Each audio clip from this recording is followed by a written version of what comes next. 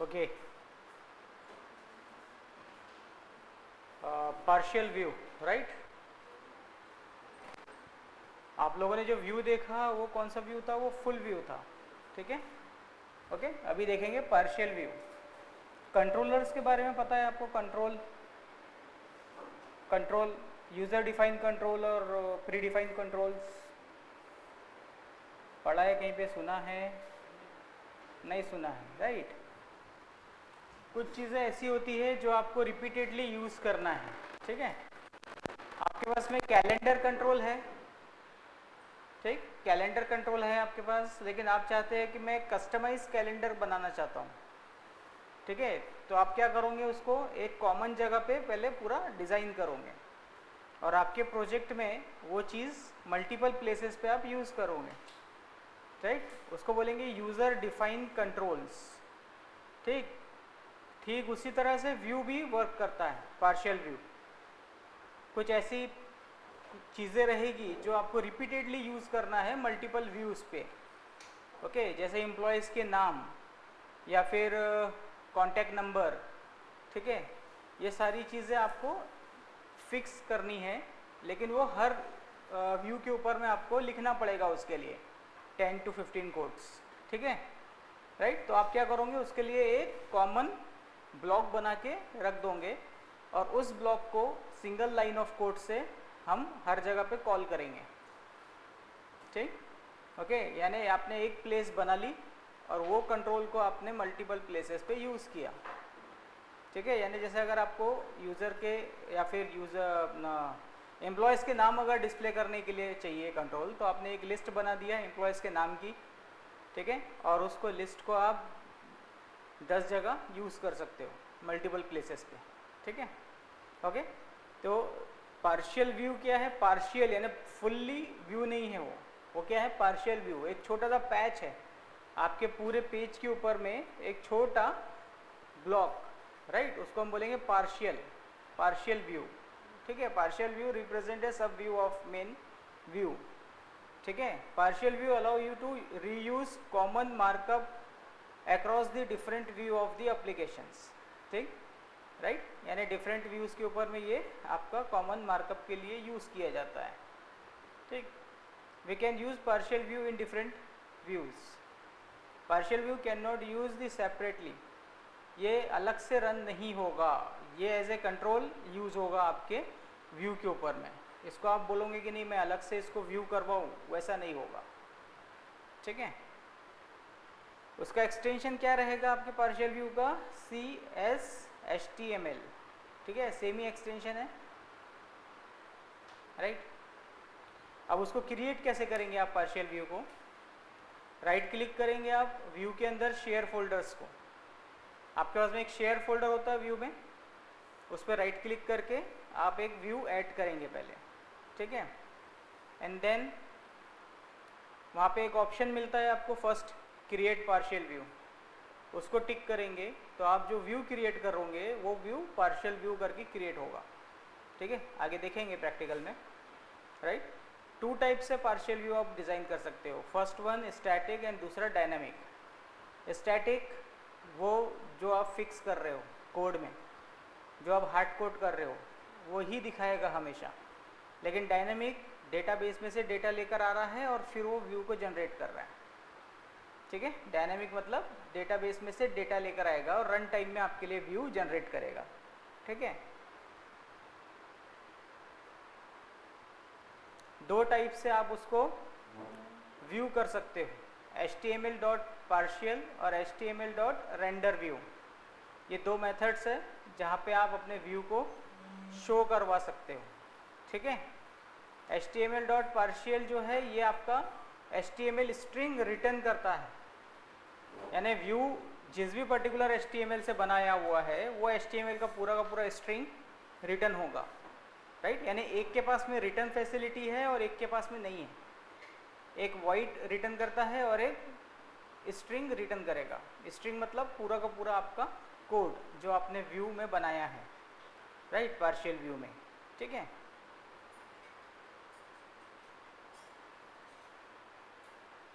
ठीक है, render action उससे भी आप कर सकते हो, ठीक है, there are 2 or 3 differences, view and partial view, right. Partial क्या कर रहा है, method that returns MVC HTML string. MVC HTML string, right, एक क्लास है, वो टाइप का डेटा ये रिटर्न करता है क्योंकि HTML रिटर्न होगा, ठीक है, और यहाँ पर void रिटर्न होगा, ठीक है। Render partial view result can be stored in string variable, ठीक है, कर सकते हैं हम लोग। Render partial view result can not be stored in string, right, क्योंकि void रिटर्न करता है तो हम कुछ भी स्टोर नहीं कर सकते। और पहले केस में आप स्टोर करके उसको मैनिपुलेट करके आगे दिखा सकते हो। फर्स्ट केस में आपके पास में स्ट्रिंग आ गया, आप उसके अंदर में कुछ और मैनिपुलेशंस कर सकते हो स्ट्रिंग के साथ में, और फिर आप आगे दिखाने का है तो दिखा सकते हैं। लेकिन सेकंड केस में आप कुछ भी मैनिपुलेशन नहीं कर पाएंगे, आपने जो कंट्रोल बना दिया सो बना दिया, ठीक है, ओके। अब ये स्लो है फर्स्ट वाला, क्यों स्लो है, क्योंकि यहाँ पे स्ट्रिंग रिटर्न होंगी देन वो पार्स होंगी, ठीक है, और यहाँ पे क्या है कि पूरा फिक्स है, पहले से कंपाइल हो चुका है, राइट, तो ये फास्ट टू एक्सेस, ठीक है, ये फास्ट रहेगा आपका पार्शियल व्यू। क्लियर है, एक व्यू देख लेते हैं कैसे बनेगा।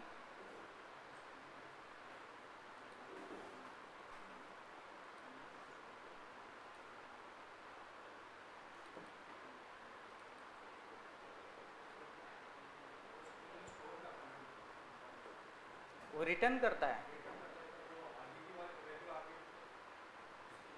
वो डायरेक्ट स्ट्रिंग आएंगी। जैसे आपने 2 लाइन का कोड लिखा, सेकंड लाइन में आपने फिर क्या किया, यानी 3 लाइन ऑफ कोड है, सेकंड लाइन में आपने उसको पार्शियल व्यू कॉल किया, तो ये क्या करेगा, अगर पार्शियल व्यू 15 लाइन का कोड है तो ये पूरा का पूरा कोड उठ के रन टाइम में आपका यहाँ पे एडजस्ट हो जाएगा दोनों लाइन के बीच में, ठीक है, और वो व्यू होगा फिर ऐसा, ठीक है। यानी ये रिटर्न कर रहा है आपको, अगर कोई चेंजेस करना है हेडिंग्स को हर बार अलग अलग व्यूज़ के ऊपर में, तो आप वहाँ पे कुछ चेंजेस कर सकते हो।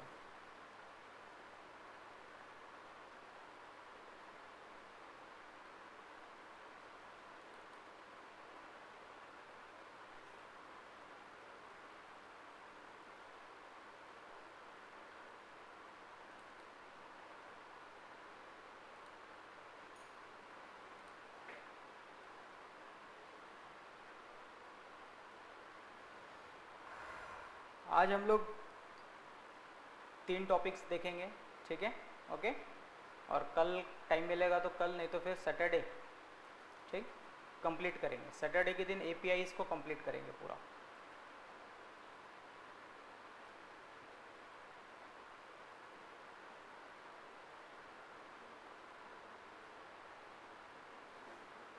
ठीक है, देखिए यहाँ पे शेयर फोल्डर रहेगा आपके पास में, ठीक है। शेयर फोल्डर के अंदर में यहाँ पे मैंने 2 व्यूज़ आपके डिस्प्ले करवाए, यानी क्रिएट किए हुए हैं। एक है डिस्प्ले लिस्ट जो कि स्टैटिक व्यू बनाया हुआ है, ठीक। स्टैटिक व्यू में मैंने यहाँ पे क्या किया है, जस्ट एक UL ले लिया जिसके अंदर में नंबर ऑफ़ एलिमेंट्स है। यहाँ पे आप आपका डिज़ाइन बना सकते हो जो भी आपको दिखाना है, ठीक है, जो कि बार बार यूज़ होने वाली चीज़ है, ठीक है, ओके। एंड जो मेन व्यू है, ये हमारा होम है, ये मेन व्यू है, ठीक है, ओके। यहाँ पे आके कैसे आप उसको यूज़ करने वाले हो, सिंगल लाइन से, right, @HTML.partial in bracket view का नाम, राइट।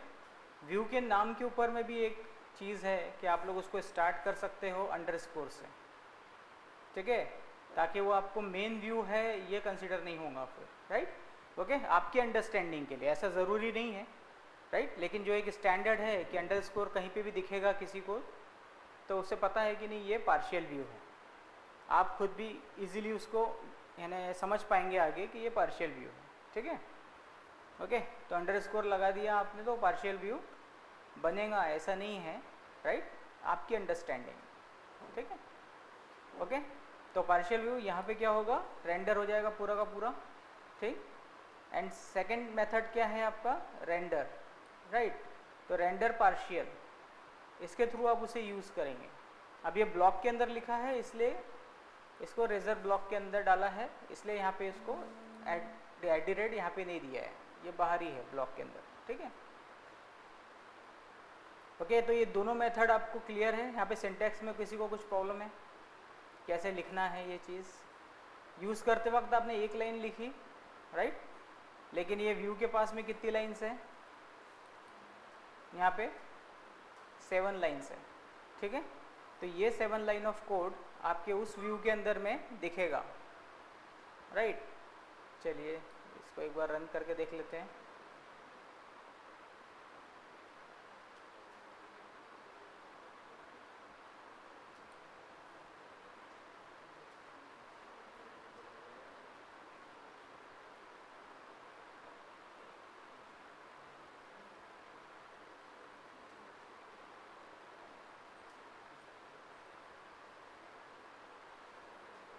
ठीक है, फर्स्ट वाला जो मेथड है स्टैटिक वाला, उसमें देखिए स्टैटिक ही है ये पूरा का पूरा व्यू, राइट। यहाँ पे ये जो आपने पार्शियल व्यू में क्रिएट किया था वो यहाँ पे आपको दिखाई दे रहा है मेन व्यू पे, ठीक है। ये फर्स्ट पार्शियल के मेथड से किया है एंड सेकंड पार्शियल यानी रेंडर पार्शियल से किया हुआ है, राइट, ओके। आप दोनों ही यूज़ कर सकते हैं, ठीक है। देखिए इसको अगर आप क्रिएट करना है तो जब आपके पास में प्रोजेक्ट आप स्टार्ट करेंगे तो शेयर में राइट क्लिक करके आप ऐड व्यू, ठीक है, ऐड व्यू करेंगे। ऐड व्यू करने के बाद में यहाँ पे देखिए आपको एक ऑप्शन में आता है create as a partial view, ठीक है। इसको सिलेक्ट करोगे और जो भी आपने नाम दिया है तो उस नाम का आपका पार्शियल व्यू क्रिएट हो जाएगा, क्लियर। ये काम आपको क्या करना है, लेकिन एक बात ध्यान में रखना है कि शेयर फोल्डर के अंदर चाहिए वो। अगर वो शेयर फोल्डर के बाहर रहेगा तो वो एक्सेस नहीं कर पाएंगे आप, ठीक है, क्योंकि शेयर फोल्डर के अंदर की चीज़ें ही शेयर होंगी, राइट, मल्टीपल व्यूज़ के ऊपर में, क्लियर है, ओके। जनरली हम लोग कैसे बाहर आके भी क्रिएट मार देते हैं, टिक कर दिया हो गया व्यू क्रिएट, ऐसा नहीं, शेयर के अंदर रहेगा तो शेयर होगा, ओके।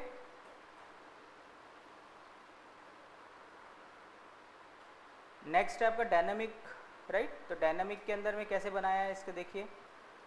डायनामिक में क्या कर रहे हैं हम लोग, डेटाबेस में से आने वाली है चीज़ें, राइट। तो उसको हम टाइटली कपल्ड आर्किटेक्चर से बनाएंगे, यानी मॉडल का यूज़ करके, क्योंकि डेटाबेस में से आएगा तो एक ऑब्जेक्ट रहेगा डेटा का, ठीक है। और व्यू के ऊपर में आप मल्टीपल ऑब्जेक्ट भी ले सकते हो और एक सिंगल ऑब्जेक्ट भी ला सकते हो। मेरा काम क्या था, मुझे स्टूडेंट का एक कार्ड वाइज डिस्प्ले करवाना है रिजल्ट। जैसे आप देखते हो ना अमेज़ॉन वगैरह पे एक प्रोडक्ट का डिटेल एक ब्लॉक में दिखता है, फिर नेक्स्ट ब्लॉक, फिर सेकंड ब्लॉक, ऐसा करके, राइट, मल्टीपल ब्लॉक्स, ओके। मुझे उस टाइप से कुछ बनाना था, तो जस्ट एक छोटा सा एक बनाया है यहाँ पे डेमो, जिसमें सिर्फ हम नाम ले रहे हैं और उसकी एज प्रिंट कर रहे हैं यूज़र की। आप चाहे तो पूरा का पूरा एक ऐसा फॉर्मेट बना सकते हैं, टेबलिक फॉर्मेट, जिसमें एक साइड में इमेज, फिर उसके बाद में प्रोडक्ट की डिटेल्स, फिर नीचे उस प्रोडक्ट से रिलेटेड एडिट, सब्सक्राइब और ऐड टू कार्ड वगैरह जो भी आपको डालना है आप डाल सकते हैं, राइट। लेकिन इस व्यू की रिक्वायरमेंट क्या रहेगी, इस पार्शियल व्यू की रिक्वायरमेंट क्या रहेगी, डेटा का object, single object, right, okay. क्यों, क्योंकि यहाँ पे ऑब्जेक्ट को बाइंड किया हुआ है, मॉडल को बाइंड किया हुआ है। इस व्यू की रिक्वायरमेंट क्या है, एक ऑब्जेक्ट स्टूडेंट नाम से, स्टूडेंट क्लास का सिंगल ऑब्जेक्ट, राइट, ओके। तो डायनेमिक में आप लोग क्लासेस यूज़ करेंगे, यानी मॉडल्स यूज़ होगा, जो भी आपको वहाँ दिखाना है उसका डेटा का ऑब्जेक्ट यूज़ होगा डायनेमिक वाले व्यू में, राइट। क्योंकि ये आपने फिक्स नहीं किया कि क्या नाम दिखाना है या क्या इमेज रहेगी, ये इमेज कहाँ से आएगी, डेटाबेस में से आएगी, जो भी रहेगा वो दिखेगा, ठीक है, ओके। अब इसको यूज़ कैसे करेंगे अब आप, राइट। देखिए कंट्रोलर के अंदर में होम कंट्रोलर, राइट, कंट्रोलर के अंदर का आपको पता है कि डेटा कैसे लेकर आते हैं डेटाबेस में से, ओके। तो तो इस प्लेस पे डेटा आ गया आपके पास में डेटाबेस में से। यहाँ पे मैंने जस्ट डायनेमिकली यानी स्टैटिकली फिक्स कर दिया डेटा, लेकिन यहाँ पे डेटा कैसे लाना है आपको पता है, राइट। एंटिटी फ्रेमवर्क यूज़ करके डेटा लेकर आ जाएंगे यहाँ पे get all data to list करके, ठीक है। एंड देन ये ऑब्जेक्ट आपने व्यू पे पास कर दिया। तो ये कौन से व्यू पे जा रहा है, ये जा रहा है आपके स्टूडेंट वाले व्यू पे, राइट, जहाँ पे कि लिस्ट आप लेकर आ रहे हो स्टूडेंट की, ठीक है। एक स्टूडेंट का पूरा डेटा यहाँ पे आ गया, यानी लिस्ट ऑफ स्टूडेंट्स आ गए, ठीक है। अब पार्शियल व्यू के अंदर आपने कोड किया हुआ है पूरा, और उस पार्शियल व्यू की रिक्वायरमेंट क्या है, सिंगल ऑब्जेक्ट, ओके। और आपको डिस्प्ले कैसे करवाना है उसको, 1 बाय 1, एक के नीचे एक के नीचे एक, आपकी रिक्वायरमेंट वैसी है, ठीक है। तो आप क्या करो, यहाँ पे जस्ट एक लूप लगाएंगे, 1 बाय 1 एक रो हम पकड़ेंगे और उस रो को हम पास कर देंगे पार्शियल व्यू में, राइट। तो पास कैसे करेंगे, नेम ऑफ पार्शियल व्यू, ठीक है, कॉमा और डेटा सेट, यानी जो भी डेटा का सिंगल सेट है वो, यानी आपने यहाँ पे डेटा भेजा, सेकंड कॉलम में आपने क्या भेजा, डेटा, एक ऑब्जेक्ट, क्लियर। एक सिंगल ऑब्जेक्ट जाएगा फर्स्ट टाइम, उसने व्यू कर दिया, सेकंड ऑब्जेक्ट जाएगा, उसने व्यू कर दिया, थर्ड ऑब्जेक्ट व्यू हो जाएगा, ठीक है, राइट, ओके। तो ये रहेगा डायनेमिक मेथड। डायनेमिक मेथड में डेटाबेस में से डेटा आ रहा है और उसको आप व्यू कर रहे हो, ठीक है। तो इसको भी एक बार रन करके देख लेते हैं, डिस्प्ले स्टूडेंट,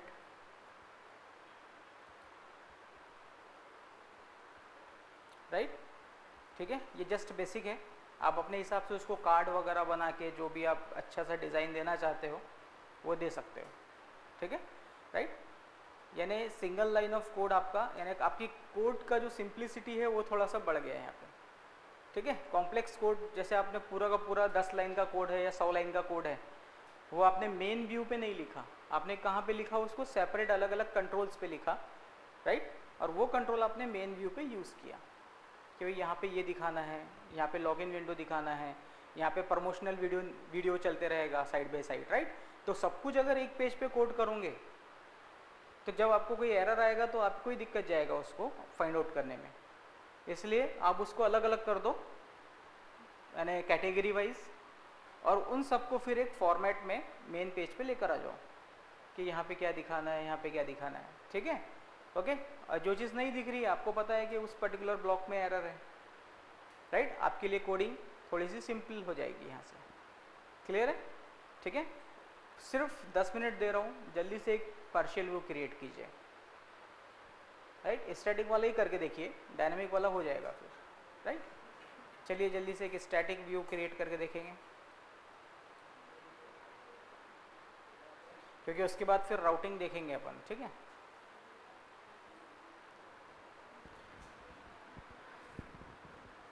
क्या करना है, पहले एक प्रोजेक्ट स्टार्ट करना है, ठीक है, ओके।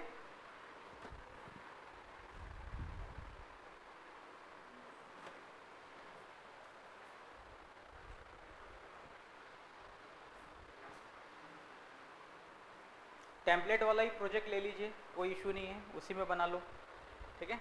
आपके पास में सारे क्लासेस वगैरह मिल जाते हैं आपको डिज़ाइन करने के लिए।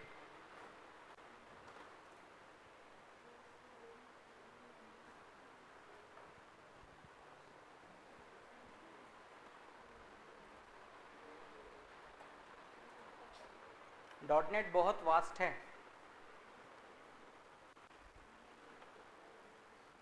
चाह के भी 20 डेज में ख़त्म नहीं हो सकता। हाँ,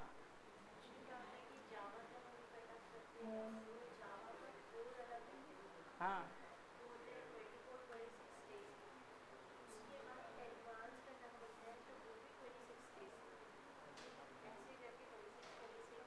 फिर आप वहाँ पे 50 डेज दे रहे हो और यहाँ पे सिर्फ 20 डेज में बोल रहे हो कि MVC भी कवर करो, ओप्स कंसेप्ट भी कवर करो, .NET के जो बेसिक है वो भी कवर करो, थोड़ा सा मुश्किल ज़्यादा देता है। जबकि अगर इसको ज़्यादा दिए ना तो इसके अंदर जावा भी इंक्लूड हो गया है, C++ भी इंक्लूड हो गया है और .NET भी इंक्लूड हो गया है, सब कुछ हो गया। एक्चुअली इसके अंदर में ओरिजिनल जो बेसिक .NET है वो इन्होंने अभी तक पढ़ा ही नहीं ASP.NET फॉर्म्स जो है। नहीं PHP नहीं, फॉर्म्स जो है .NET फॉर्म्स, वेब फॉर्म्स, वो उन्होंने पढ़ा ही नहीं, उनको कंट्रोल्स उसके पता ही नहीं कि ग्रेड व्यू क्या है, वो सब नहीं है।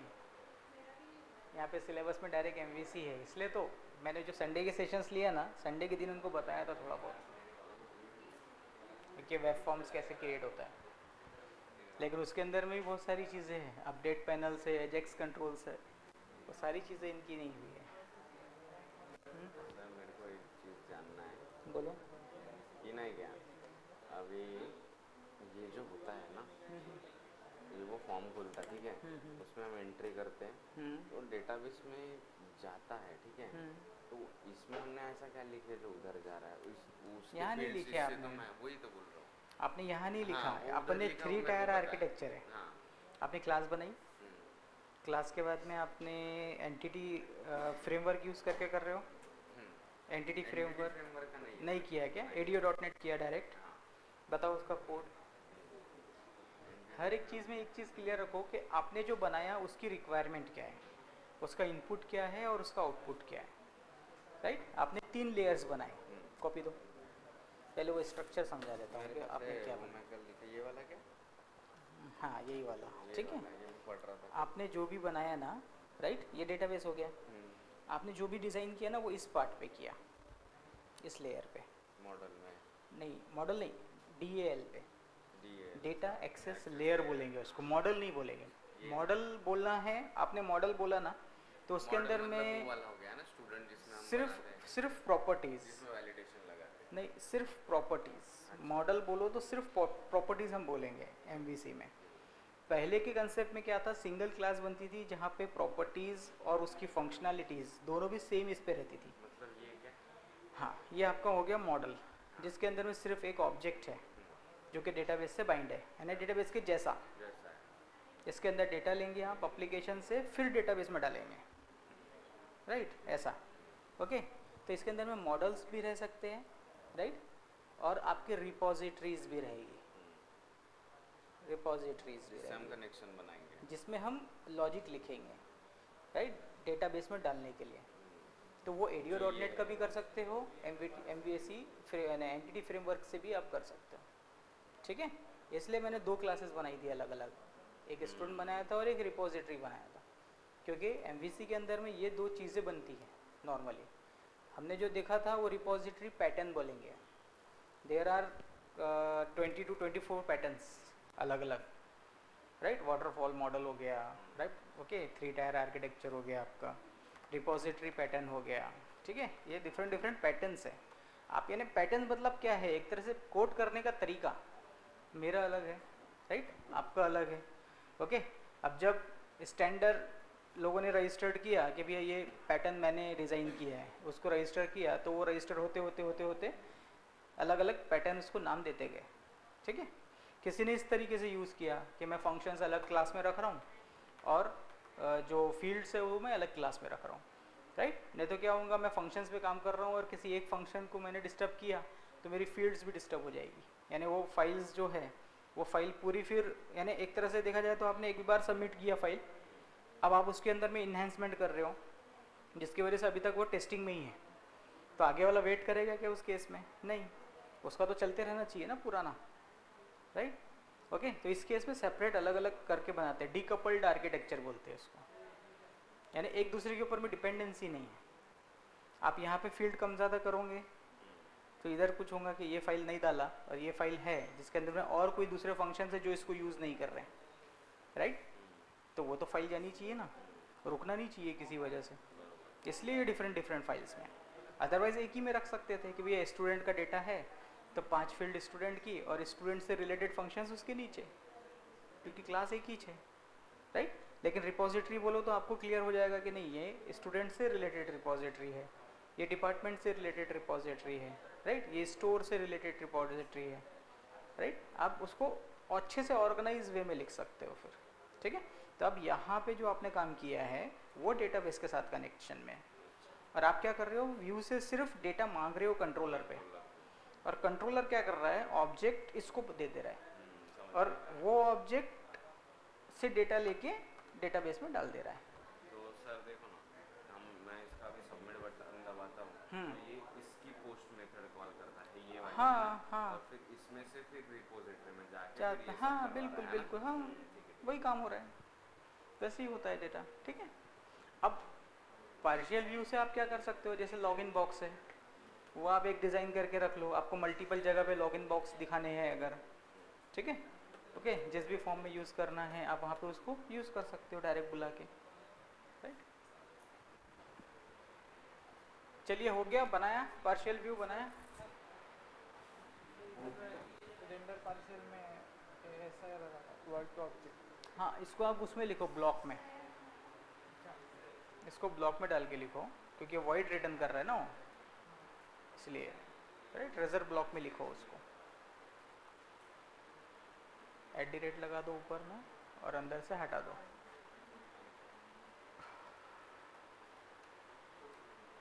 ठीक है, रेंडर पार्शियल जो है ना उसको आप रेजर ब्लॉक में लिखिए। ठीक है, आप उसका यूज सीखिए, उसका एप्लीकेशन क्या है वो सीखिए, राइट। ओके, फिर आप जब प्रोजेक्ट बनाएंगे ना तो ये सारे कंसेप्ट आप थोड़ा सा क्लब करके बनाने की कोशिश करना। ठीक है, सबके अलग अलग फंक्शंस है, सबके अलग अलग काम है, राइट। ओके, यूजेस सबके अलग अलग है।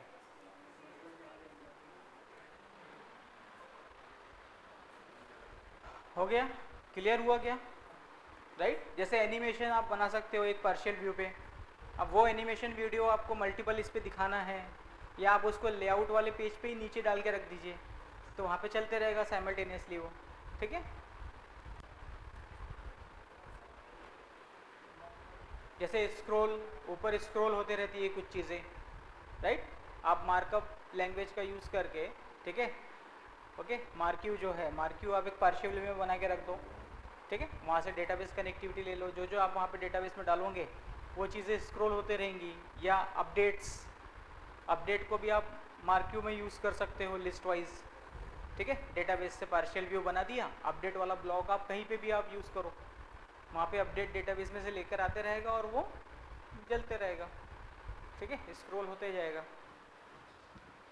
क्लियर हुआ पार्शियल व्यू, राइट। चलिए अभी राउटिंग देखते हैं। ठीक है, राउटिंग पढ़ा है आपने इसके पहले? क्या होता है, कौन बताएगा, पढ़ा है तो बोलिए। राउटिंग मतलब क्या होता है, रूट करना मतलब, राइट। आप किसी भी पेज को जब हिट करने की कोशिश करते हो तो उसका एक पाथ होता है, एक लोकेशन होता है। ठीक है, ओके। जैसे मुझे, आपका नाम क्या है? शांतनु। तो मैंने बोला शांतनु, तो मैंने क्या किया, शांतनु को पॉइंट किया, राइट। आपका शॉर्ट नेम क्या है? पता नहीं रहता है ना, दो अलग अलग नाम रहते हैं हमारे, घर वाले कुछ और पुकारते हैं, ठीक है, और बाहर वाले कुछ और पुकारते हैं, ठीक है, राइट। लेकिन रहता किस चीज़ का रूट है, एक सिंगल पर्सन का नाम नहीं, दो अलग अलग वे, लेकिन जा कहाँ रहे हैं, एक ही जगह, एक ही पर्टिकुलर लोकेशन पे जा रही है चीज़ें। ठीक है, ओके। तो वो होगा हमारे लिए राउटिंग। ठीक है, किसी भी पर्टिकुलर चीज़ को जब हम हिट करते हैं, ठीक, तो उसके लिए जो पाथ डिफाइंड होता है, उसके लिए जो यूआरएल का जो फॉर्मेट होता है, पैटर्न होता है, दैट्स कॉल्ड राउटिंग। ठीक है, आपके पास में जैसे बहुत बड़ा पैटर्न है, जैसे आपने हमेशा लिखा है डिस्प्ले स्टूडेंट डिटेल्स या डिस्प्ले यूज़र डिटेल्स, या आपने फंक्शंस बनाए, इसके ऊपर से ही आपने व्यू क्रिएट किया, व्यू का नाम और फंक्शन का नाम दोनों सेम रहना चाहिए एमवीसी के अंदर में, राइट। ओके, तो जब आप अपने मैनेजर को ये चीज़ दोगे तो वो क्या बोलेगा, मैं ऐसा क्लाइंट को दूँ क्या, क्लाइंट को पता है कि फंक्शन का नाम क्या है, वो क्या डालेगा सामने, और ऐसा अच्छा दिखेगा कि यूआरएल पे गेट स्टूडेंट डिटेल्स, ये सब चीज़ें, राइट। ओके, अगर मैं डालूंगा स्टूडेंट गेट ऑल स्टूडेंट, तो मेरे को पूरे स्टूडेंट की डिटेल आना चाहिए, यानी internally get all student detail वाला फंक्शन हिट होना चाहिए। मैंने बोला स्टूडेंट बाय रोल नंबर, ठीक है, तो सिंगल स्टूडेंट वाला हिट होना चाहिए, गेट स्टूडेंट डिटेल वाला, जिसमें आईडी के साथ जाएगा। यानी हम क्या कर रहे हैं, यूआरएल को सिंप्लीफाई कर दे रहे हैं, बस यूआरएल हम चेंज कर रहे हैं। यूआरएल यानी कॉल करने का मेथड हम चेंज कर दे रहे हैं, पैटर्न हम डिसाइड कर रहे हैं कि हम क्या लिखेंगे, तो कौन से मेथड उसमें यूज़ होने चाहिए, राइट। Okay, clear. एक बार थोड़ा सा देख लेते हैं इसका भी थियरी पार्ट, फिर प्रैक्टिकल करते हैं।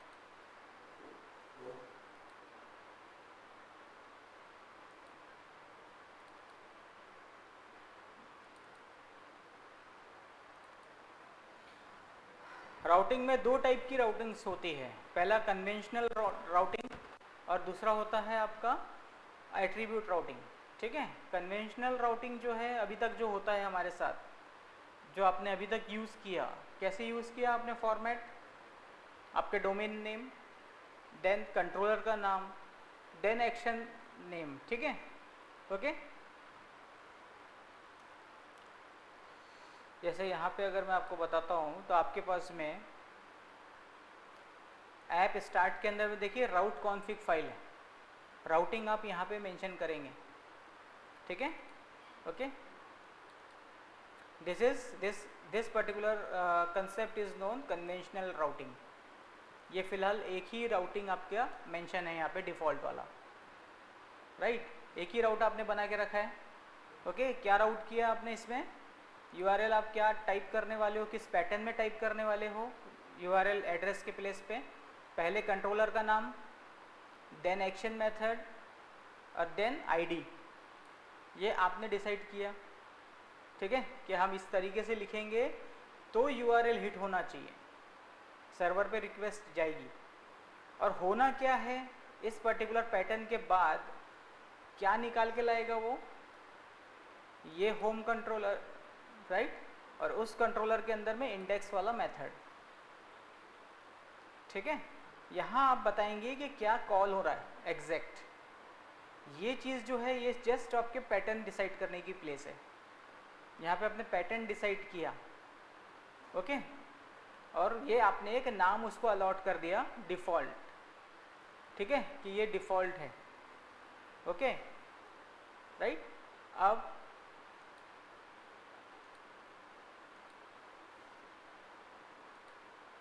ठीक है, होता क्या है, जब हम किसी भी चीज़ को एक्सेस करने की कोशिश करते हैं तो हमको इस तरीके से एरर्स मिलते हैं, 404 एरर। अगर हमें को मैच प्रॉपर नहीं मिलता है किसी पेज का तो हमको एरर्स में क्या क्या मिलेगा, 404, ठीक है। कभी कभी बैड रिक्वेस्ट आता है, ठीक है, क्योंकि यूआरएल प्रॉपर आप भेज नहीं रहे हो, राइट। तो इस तरीके से आपकी चीज़ें होंगी। यहाँ पे एक राउट टेबल मेंटेन रहेगा हमेशा सिस्टम में, जो बताएगा कि कौन से चीज़ को पॉइंट करना है और उसका एड्रेस क्या मेंशन किया हुआ है, ठीक है, राइट। जैसे आपका पैटर्न रहेगा और उसका एक हैंडलर रहेगा, ठीक, हैंडलर के पास में एग्जैक्ट यानी फिजिकल पाथ रहेगा आपके पेज का, और पैटर्न यूज़र के लिए रहेगा कि यूज़र ने क्या टाइप किया, ठीक है। जैसे आप बोल सकते हो एक तरह से आपका एक कोड वर्ड वाला आपके पास में एक बुक है, मैं बोल रहा हूँ ABCD, ठीक है, मैंने बोला ABCD, राइट, लेकिन आपके बुक में क्या है, ABCD के प्लेस पे क्या लिखा हुआ है, व्हाट इज़ योर नेम, यानी मैं क्या बोलना चाह रहा हूँ, व्हाट इज़ योर नेम, लेकिन मैं इतना बड़ा वर्ड लिखने से बेटर मैं क्या लिख रहा हूँ, ABCD। तो इंटरनल सिस्टम ने क्या किया, उस ABCD को किससे कन्वर्ट कर दिया, व्हाट इज़ योर नेम से।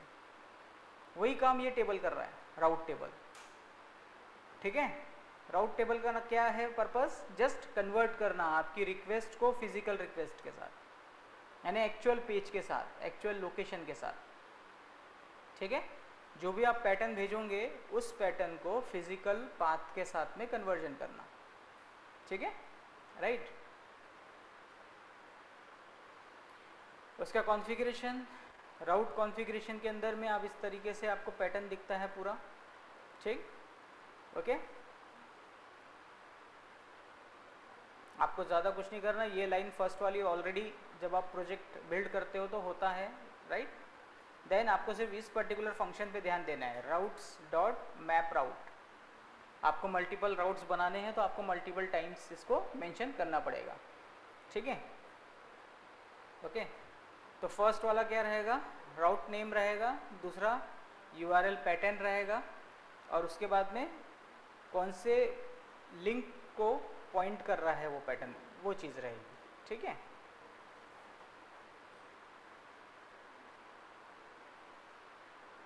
ओके, जैसे यहाँ पे देखिए पैटर्न, पहले कंट्रोलर, देन एक्शन मेथड, उसके बाद में फिर आईडी। ये आपने एक पैटर्न वहाँ पे डिसाइड किया था बाय डिफ़ॉल्ट हम लोग जिससे चलते हैं। अगर आप राउट वाले फाइल में जाके पहले एक्शन मेथड कर दोगे, बाद में कंट्रोलर कर दोगे, तो आपने वो पैटर्न डिसाइड किया। अब आप फिर होम इंडेक्स नहीं डालोगे, आप डालोगे इंडेक्स होम। लेकिन जनरली नॉर्मली क्या होता है, इंडेक्स पहले कंट्रोलर, देन उसके बाद उसका मेथड।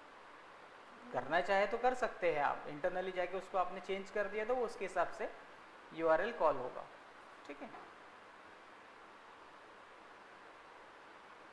ओके, एक मिनट, हेलो, हाँ हाँ ठीक है, हाँ हाँ ठीक,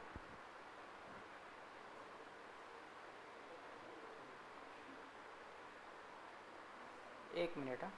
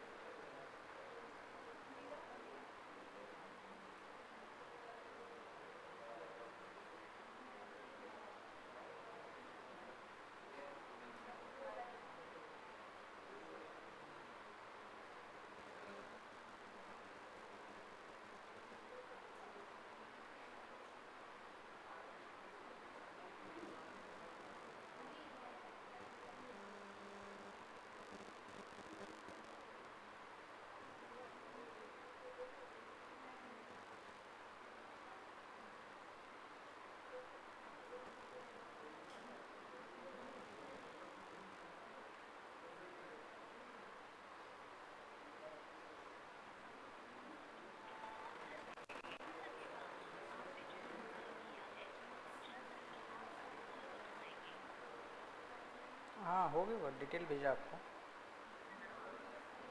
1 से 2 मिनट।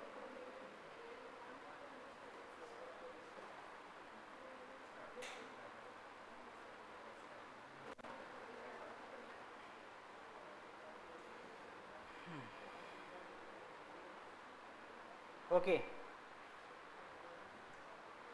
देखिए आप मल्टीपल राउट्स अगर आप डिफाइन करना चाहते हैं, ठीक है, तो कैसे करेंगे? ये आपका डिफ़ॉल्ट वाला राउट रहता है, ठीक है, ये आपका डिफ़ॉल्ट राउट है। देन यहाँ पे एक राउट बनाया हुआ है स्टूडेंट के लिए, ठीक, ये स्टूडेंट वाला राउट है जिसमें यूआरएल पैटर्न मैंने क्या रखा है, student/id, ठीक है। गेट स्टूडेंट्स की जगह पे, गेट स्टूडेंट डिटेल की जगह पे यहाँ पे क्या लिखा हुआ है, student/id, ठीक है। यानी यूआरएल पे मैं स्टूडेंट लिखूँगा और आईडी पास करूँगा तो ये कॉल हो जाएगा, ठीक है। कंट्रोलर कौन सा हिट करेगा, ये स्टूडेंट वाला कंट्रोलर, और इंडेक्स क्या रहेगा इसका, यानी एक्शन मेथड क्या रहेगा, इंडेक्स, ठीक है। तो इस तरीके से आप मल्टीपल राउट्स यहाँ पे डिफाइन कर सकते हैं। आपको जिस पेज को प्रॉपर यानी यूज़र फ्रेंडली यूआरएल देना है तो आप इस तरीके से उसे बना सकते हैं, ठीक है, राइट।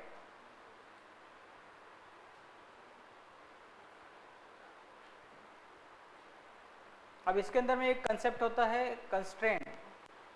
अब आपको पता है कि लास्ट में हमेशा जो है वो यूज़र आईडी आएगा, ठीक है, या फिर कोई एक एलिमेंट आएगा, तो अब आपको उसको रिस्ट्रिक्ट भी करना है, नहीं तो क्या होगा, कोई अगर हैकर है या कुछ है तो वो आपके यूआरएल में रिपीटेडली कोई भी वैल्यूज़ भेजते जाएगा तो आपका सर्वर स्लो हो जाएगा, इस केस में प्रॉपरली उसको रिस्पॉन्स नहीं कर पाएगा, फिर एरर आएगा। अगर उसने इंटीजर की जगह स्ट्रिंग भेज दिया तो फिर क्या करोगे आप, राइट। कंट्रोलर तो प्रोसेस करने के लिए आगे चले जाएगा ना, जब तक वो डेटाबेस में पहुंचेगा फिर पता चलेगा कि नहीं गलत है इनपुट, ठीक है।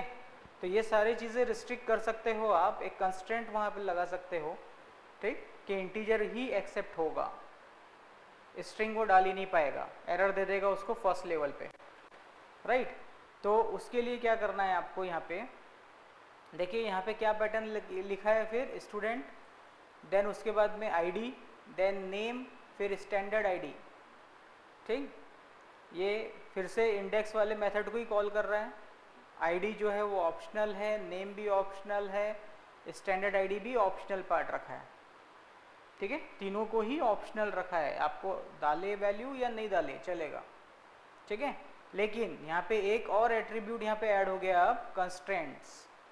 अब कंस्ट्रेंट में आईडी कैसा होना चाहिए, इंटीजर के लिए /d, इंटीजर है ना हमारा, ठीक है, आपने सी में पढ़ा होगा d, ठीक है, तो /d ये एक्सप्रेशन है, ठीक है। रेगुलर एक्सप्रेशन से आप उठा के यहाँ पे ले सकते हो कि आपको क्या कंपेयर करवाना है, यानी आईडी की प्लेस पे आप इंटीजर वैल्यू ही डालोगे, ठीक है, ओके। नहीं तो कई बार यूज़र मिस्टेक कर देता है, आईडी के प्लेस पे नेम डाल दिया, देन उसके बाद आईडी डाल रहा है, वैसा, ठीक है। तो ये चीज़ रिस्ट्रिक्ट होनी चाहिए। फर्स्ट इस पे आपको आईडी ही मिलना है, वो भी इंटीजर वैल्यू मिलना है, राइट। सेकंड वाले में आपको स्ट्रिंग वैल्यू मिलेगी, एंड थर्ड वाले में फिर से आईडी अगर लेना है तो बना सकते हैं आप, ठीक है। यानी आपने यहाँ फिक्स कर दिया है कि यहाँ पे भाई इस लोकेशन पे इंटीजर ही चाहिए, राइट, आपने उसको रिस्ट्रिक्ट कर दिया। एट्रीब्यूट राउटिंग, एट्रीब्यूट राउटिंग क्या रहेगा, इसमें आप कन्वेंशनली लिखेंगे नहीं ज़्यादा डिटेल्स, राइट। ये आपके यूज़ के लिए है, आपके हेल्प के लिए है, आपका कोड सिंप्लीफाई करने के लिए एट्रीब्यूट राउटिंग यूज़ होता है, ठीक है। कन्वेंशनल के अंदर में आपने पूरा उसको एक स्ट्रक्चर प्रोवाइड किया कि किस तरीके से ये चीज़ होने वाली है, राइट। अब एट्रीब्यूट राउटिंग के अंदर में आपको सिर्फ एक ही काम करना है, राउट वाली फाइल के अंदर जाके route.map ये चीज़ जो है आपको इनेबल करनी है सिर्फ, ठीक है। आपको वहाँ जाके सिर्फ क्या करना है, इस चीज़ को इनेबल करना है, राइट, ओके, ठीक है। एट्रीब्यूट राउटिंग आपको जस्ट स्टार्ट करना है पहले, फर्स्ट स्टेप, ठीक है। सेकेंड स्टेप आपको क्या करना है, फिर एट्रीब्यूट राउटिंग कैसे यूज़ कर सकते हैं, आपके डिफ़ॉल्ट के प्लेस पे कोई चेंजेस नहीं करना है, कोई ऐड नहीं करना है, कुछ भी। सिंपली आप क्या करेंगे, आपने जहाँ पे कंट्रोलर बनाया है, आपका ये एक फंक्शन आपने बनाया, राइट। अब इस मेथड के जस्ट ऊपर आप क्या करेंगे, जिस भी मेथड को आपको प्रोवाइड करना है राउटिंग, आप क्या करेंगे, वहीं पे राउट एट्रीब्यूट लिखेंगे, इन ब्रैकेट क्या नाम से कॉल करना है उसको, वो नाम आप लिखेंगे। जैसे यहाँ पे इंडेक्स है, MVC टेस्ट, मैं MVC टेस्ट लिखूँगा तो इंडेक्स वाला फंक्शन कॉल होने वाला है। मैंने यहाँ पे लिख दिया ये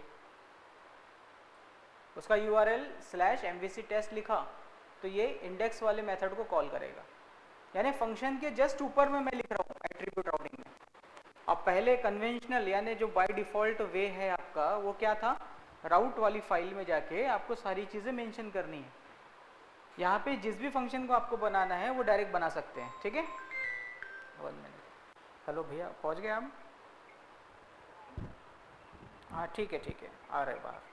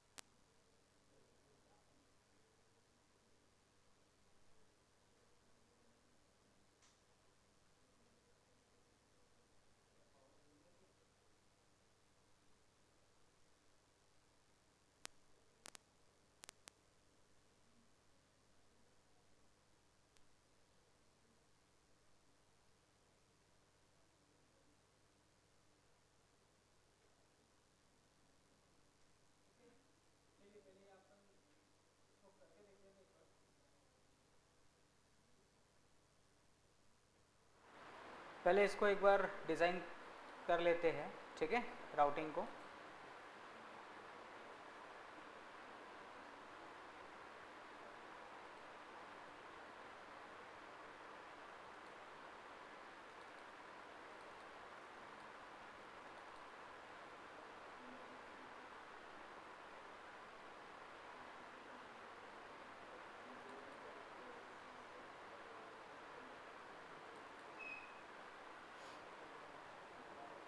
राउटिंग का कंसेप्ट क्लियर हुआ है क्या?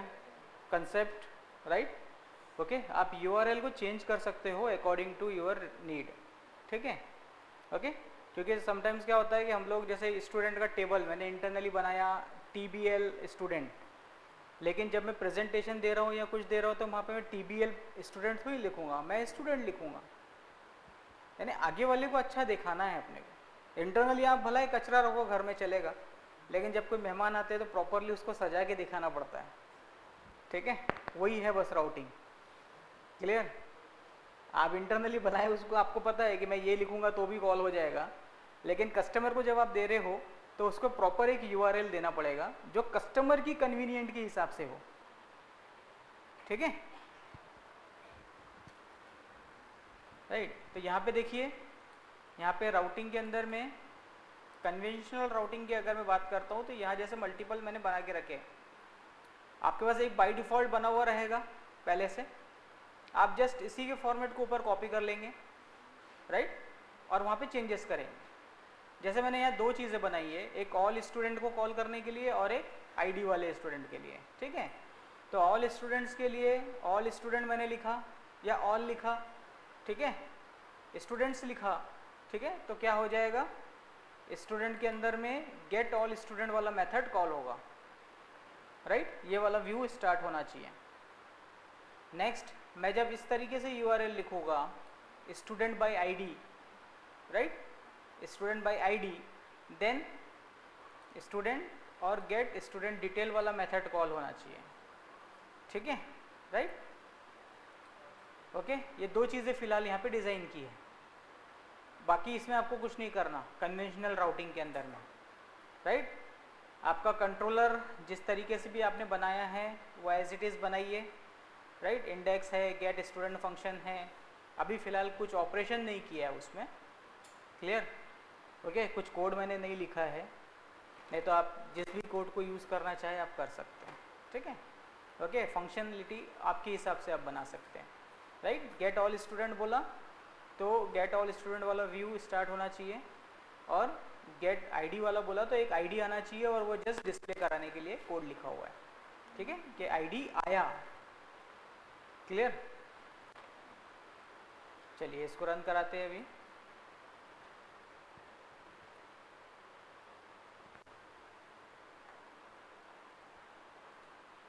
एक चीज़ ध्यान में रखना बस कि जब जब आप कोई भी चेंजेस करोगे तो आपको पहले बिल्ड करना है, देन स्टार्ट करना है।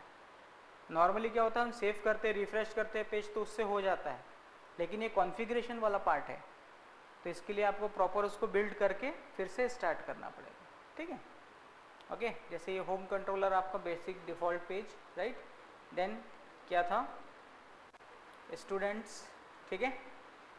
ओके, तो ऑल स्टूडेंट वाला मेथड आपका कॉल हो रहा है, स्टूडेंट्स लिखा तो, ठीक है। And then student by ID लिख रहा हूँ, और एक आईडी प्रोवाइड कर रहा हूँ, ठीक है। ओके, तो गेट स्टूडेंट डिटेल वाला फंक्शन कॉल हुआ, उसने जो काम उसको बताया गया था उसने वो काम परफॉर्म किया, राइट। यानी यूआरएल आप अपने कन्वीनियंट से लिख रहे हो, ये पार्ट जो आपने राउटिंग वहाँ बनाई थी उसी के हिसाब से ये कॉलिंग हो रहा है, राइट। क्लियर है। चलो इसको भी एक बार ट्राई कीजिए जल्दी से, कन्वेंशनल वाले को। कॉन्फ़िग मैं यहाँ पे ओपन करके रखता हूँ। क्या नेम, आप किसी भी पर्टिकुलर ब्लॉक को एक नाम तो दोगे ना आप उसके लिए, राइट, क्योंकि ये टेबल में मेंशन करता है ना सारी चीज़ें। ओके, तो नाम सेम नहीं होना चाहिए, पहली चीज़, ठीक है। नहीं नहीं, इसका नाम आप ये चीज़ आप यूज़ नहीं करते, आप ये पैटर्न यूज़ करते हैं, लिख देने का नहीं। ये राउट टेबल के लिए बहुत इंपॉर्टेंट है, ठीक है, इंटरनल यूज़ के लिए इंपॉर्टेंट है वो, राइट। ओके, जैसे आपने किसी भी चीज़ के ऊपर में आप काम कर रहे हैं, कुछ कर रहे तो आप उसको एक नाम तो भी दोगे ना, ताकि उसको नेक्स्ट टाइम आप इजीली आइडेंटिफाई कर पाए कि कहाँ पे है, ठीक है। चलिए कुछ बनाइए जल्दी से।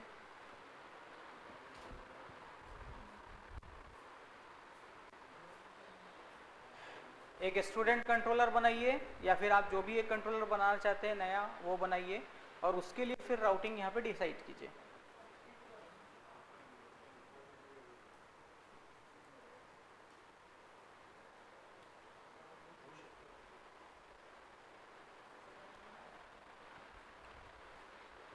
जल्दी कीजिए, फिर एट्रीब्यूट राउटिंग बताता हूँ।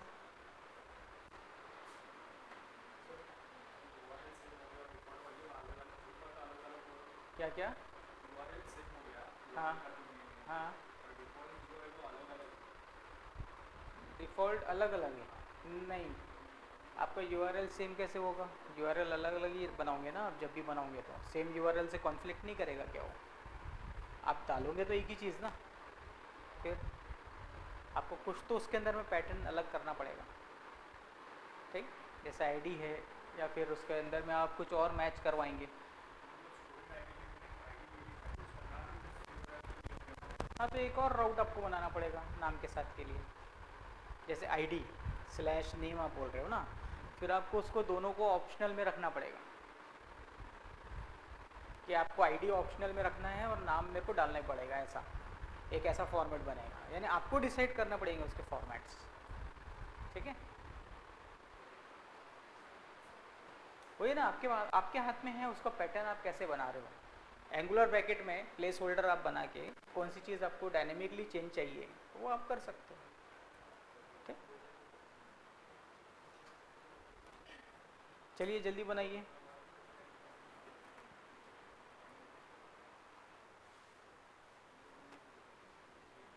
ये ध्यान में रखिए, दो टाइप के आपके पास में राउटिंग टेक्निक्स होती है, इंटरव्यू क्वेश्चन होता है ये। ओके, राउटिंग का कौन सा फाइल होता है, कहाँ पे राउटिंग के यूआरएल्स स्टोर रहते हैं, राउट टेबल में रहते हैं, ठीक है।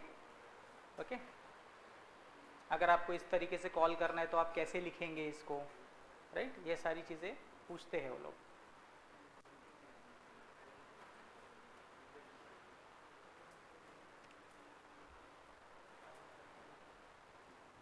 आज लैपटॉप नहीं खोला? चलता रहेगा इसमें, चलता रहेगा। Yes, okay.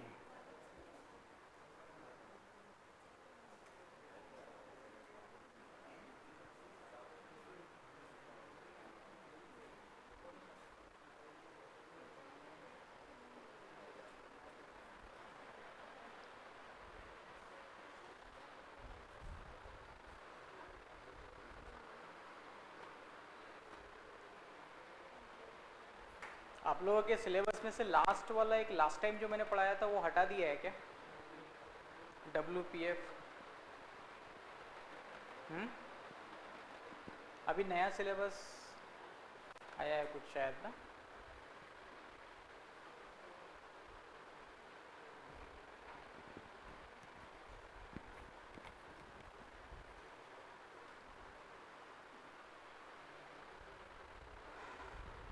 अरे बाप रे, ये तो सिलेबस ही लेके घूम रही है।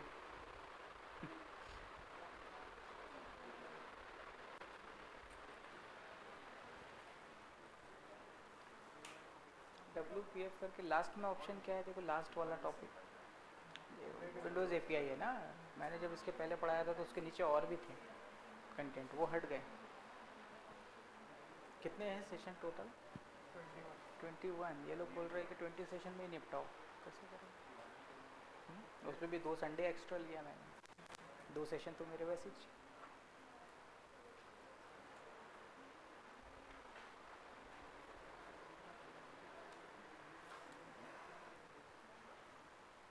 चलिए जल्दी करिए।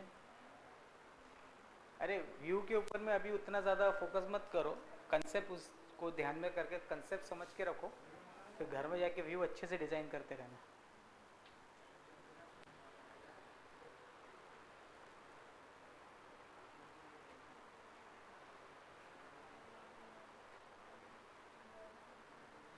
बिल्ड किया?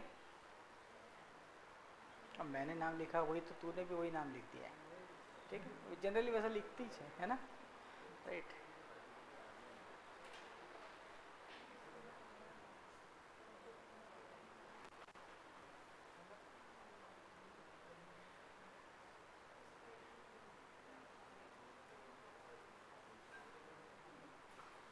जैसे कि आप लोग, जैसे एक ही चीज़ है, एंट्री फॉर्म है, ठीक है? एक इंडिया के लिए है, एक अदर कंट्रीज़ के लिए है, ठीक है? तो आप 2 अलग अलग राउट से सेम चीज़ को हिट कर सकते हैं ना, ठीक? इंडिया स्लैश जो भी आपका है नाम वो देखें।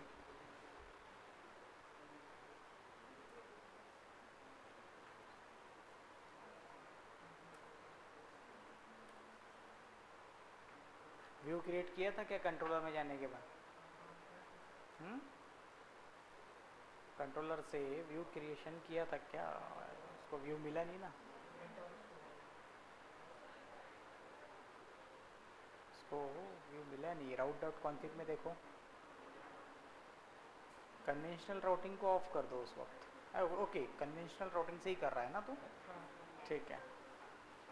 आईडी को ऑप्शनल रखा है दोनों तरफ में, क्यों? ऊपर साइड में ज़रूरत ही नहीं है आईडी की, राइट? होना ही चाहिए, ठीक है? नीचे साइड से भी ऑप्शनल हटा दिया तो चलेगा, क्योंकि ऊपर में तो ऑप्शनल वाला एक अलग से बनाया ही है ना ऑल के लिए। खुद सोचो, आपने एक ऑल के लिए ऑलरेडी बना दिया, तो नीचे वाले राउट को ऑप्शनल रख के मतलब है क्या कुछ? क्योंकि वो तो ऑप्शनल में तो ऑल आना ही आना है।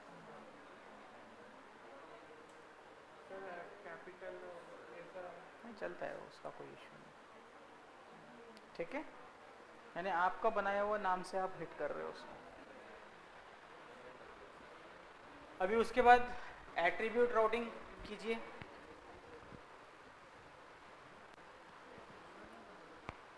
अब एट्रीब्यूट राउटिंग करने के लिए कन्वेंशनल राउटिंग वाला जो आपने लिखा था उसको कमेंट कर दो, ठीक है? इसको कमेंट करने के बाद इसको ऑन कर देंगे, यानी ये एक लाइन आपको ऐड करनी है, राइट? राउट डॉट कॉन्फिग फाइल में आपको ये एक लाइन ऐड करनी है सिर्फ, ठीक है? एट्रीब्यूट राउटिंग के लिए, ओके? ये ऐड करना है सिर्फ आपको पहला, ठीक है, routes dot map MVC attribute routes, ठीक है, ओके। ये फंक्शन आपने ऐड कर दिया, देन यहाँ पे आके मैं इसको ऑन कर देता हूँ एट्रीब्यूट राउटिंग को, ठीक।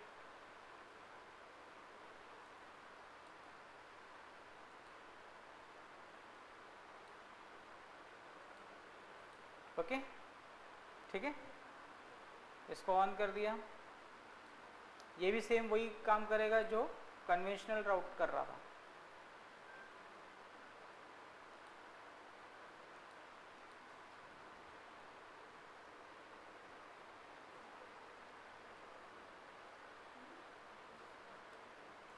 ठीक है, इसने भी उसी को हिट किया, राइट।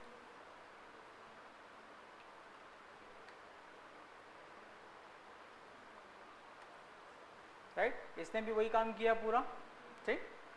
ओके, कन्वेंशनल वाले में कैसा है कि आपको पूरा 1 बाय 1 बनाना पड़ेगा सारी चीज़ों के लिए, और ये जिस भी पर्टिकुलर चीज़ को आपको राउट देना है वहीं के वहीं ऊपर में आप यहाँ पे राउट दे सकते हो। फंक्शन क्रिएट किया, उसके ऊपर में जाके राउट क्या कॉल करना है वो लगा सकते हो। एट्रीब्यूट राउटिंग में इजी जाता है वो, ठीक है। तो मोस्ट ऑफ द टाइम यही वाला जनरली यूज़ किया जाता है, ठीक है। अब इसको भी अगर आपको एक स्पेसिफिक प्रीफिक्स नाम देना है, राइट, तो आप कहाँ पे देंगे इसको? क्लास के ऊपर, यानी इस क्लास के फंक्शंस के सारे मेथड्स के साथ स्टार्टिंग आपको क्या लगाना है, ठीक है। जैसे std देन स्लैश, उसके बाद में फिर नीचे की चीज़ें स्टार्ट होंगी। तो फर्स्ट वाले इसमें देखिए यहाँ कुछ भी नहीं लिखा है, यानी बाय डिफ़ॉल्ट इंडेक्स वाला स्टार्ट होगा, सिर्फ std लिखा तो। देन std स्टूडेंट्स लिखूँगा तो std स्टूडेंट्स, ठीक है। जैसे 10th स्टूडेंट, लेकिन है तो स्टूडेंट फंक्शन ही ना मेन, इंटरनली कॉलिंग अलग अलग कर रहे हैं बस हम, ठीक है, ओके। तो यहाँ से स्टडी लिख दिया, तो इसको आप कैसे कॉल करेंगे फिर?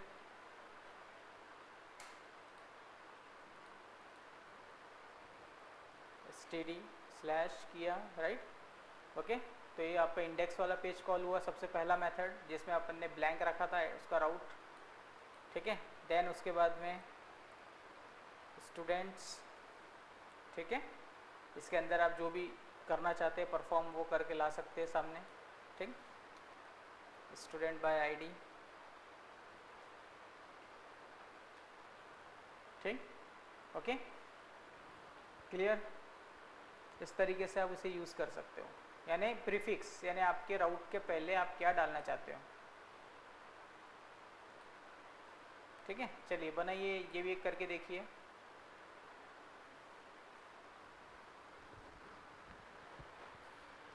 एट्रीब्यूट राउटिंग भी करके देखिए जल्दी से।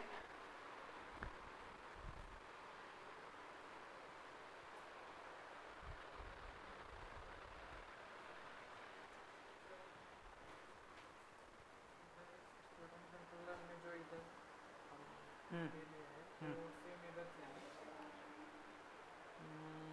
वैसा रहा तो ज़्यादा अच्छा है।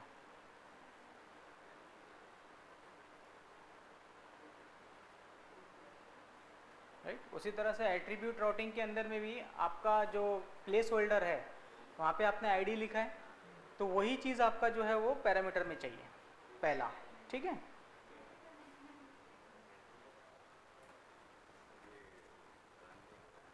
क्या नहीं हो रहा है, क्या बोल रहा है? आपने दोनों के इसमें पहले तो ऑप्शनल रखा है, वो हटा दो। फर्स्ट वाले राउटिंग के अंदर में आपने इसको पहले बंद करो, प्रोजेक्ट बंद करो, ठीक है। अब आपको क्या करना था, डिफ़ॉल्ट राउटिंग आप ऊपर नहीं रखेंगे कभी भी। एक और चीज़ ध्यान में दीजिए, डिफ़ॉल्ट राउटिंग हमेशा लास्ट में रहेगा, ठीक है। डिफ़ॉल्ट वाला जो राउटिंग है ना उसको लास्ट में लो, अच्छा, या तो हमेशा वही कॉल होगा सबसे पहले, ठीक है। अब ऊपर आने के बाद में आप ये लिखने वाले हो, नीचे भी सेम स्ट्रक्चर है ना, आईडी नीचे भी दिख रहा है आपका, ठीक है। आपने चलो ठीक है ये बना दिया, ये इसको ऑप्शनल रख रहे हो आप। यहाँ पे आप क्या करके कॉल कर रहे हो, स्टूडेंट डिटेल, ऐसे ही दिखाने वाला मतलब है। अगर आईडी नहीं डाले तो भी चलेगा? नहीं डालेगा, हाँ। तो हाँ सर, ये इसका क्या यूज़ होता बोले? ये जस्ट नाम है, ये राउट टेबल की नेमिंग, राउट टेबल में चीज़ों को आइडेंटिफाई करने राउट के लिए टेबल यूज। का क्या मतलब? इंटरनली सिस्टम जो है अच्छा। एक टेबल मेंटेन करता अच्छा। है, वो टेबल में वो रखता है ना चीज़ें कि कौन से राउट आपने बनाए हैं, उसका एक्चुअल यूआरएल क्या है, ठीक है। तो ओके, कैसे फिर इसका? करो पे देखो, रन अभी करो, वो इसके वजह से नहीं आ रहा होगा क्या? May be.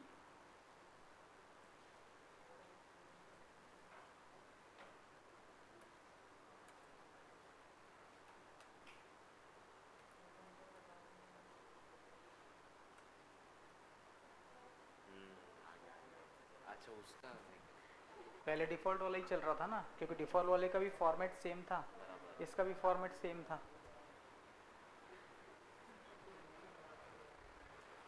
ठीक है, हो गया। सर वो प्रीफिक्स किसके लिए लाना है? प्रीफिक्स अगर आपको चाहिए कि नहीं, आपके राउटिंग जो आपने बनाई है चीज़ें, मुझे फ्रंट में भी देखना है कि ये कौन सी कंट्रोलर से बिलोंग करती है चीज़ें, राइट। जस्ट आप उसको एक दे सकते हो ना नाम, ठीक है। सर एक बार रूट राउट मार्क की फाइल दिखाना, उसमें चेंजेस क्या है? Routes dot map M V C attribute राउट,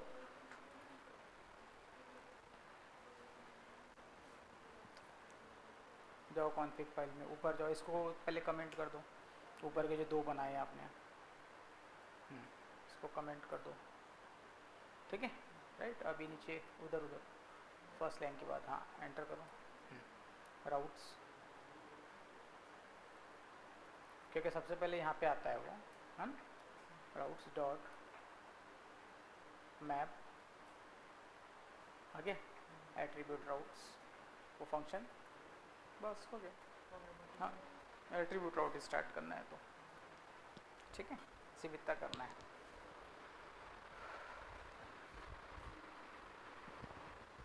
देखिए, राउटिंग का एक चीज़ है कि सबसे पहले आपका जब एप्लीकेशन स्टार्ट होता है,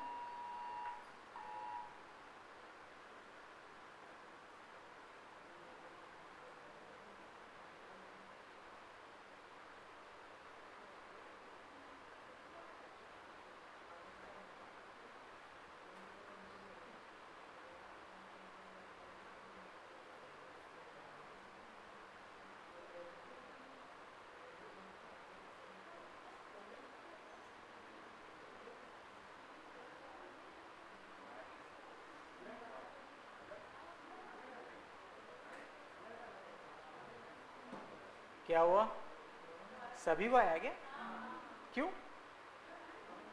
किसी ने कुछ किया है क्या?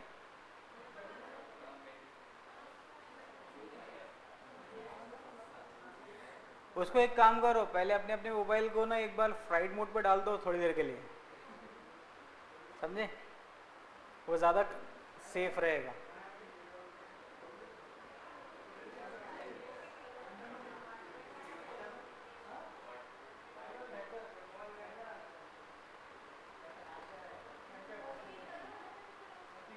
किस चीज़ का अलर्ट है?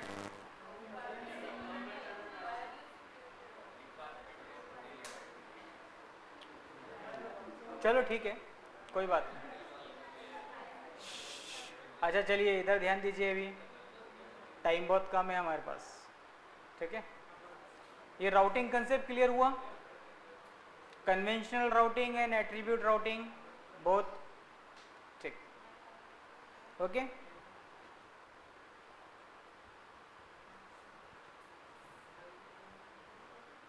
पीपीटी के अंदर में और भी 2-3 फॉर्मेट्स है, वो ट्राई करेंगे आप प्रैक्टिकल में, ठीक है। नेक्स्ट, एक कंसेप्ट आप लोग ने अभी तक टेम्पलेट के अंदर में देखा होगा,